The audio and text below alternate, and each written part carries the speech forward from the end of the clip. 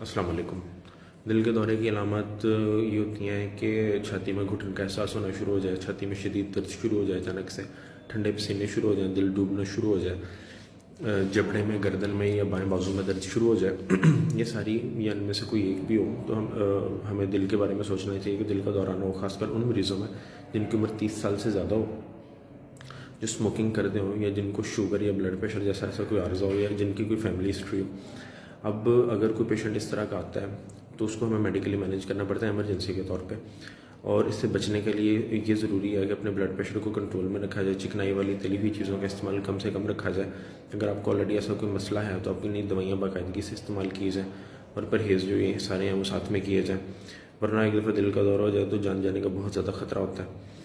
और साथ में ये है कि जिस फैमिली के अंदर मोटापे का मसला ज़्यादा होता है उनको दिल के मसले होने के भी चांसेस ज़्यादा होते हैं। अपनी खुराक बहुत बैलेंस्ड रखनी चाहिए, फ्रूट्स का इस्तेमाल ज़्यादा करना चाहिए, नमकीन, चिकनाई, तली हुई चीज़ों का इस्तेमाल कम से कम करना चाहिए, वॉक वगैरह करने की ज़्यादा आदत रखनी चाहिए, और अगर कोई दवाई खाते हैं तो बाकायदगी से दवाई खाते रहना चाहिए। बहुत एहतियात की ज़रूरत है, हमारे माशरे का काफ़ी अहम मसला है।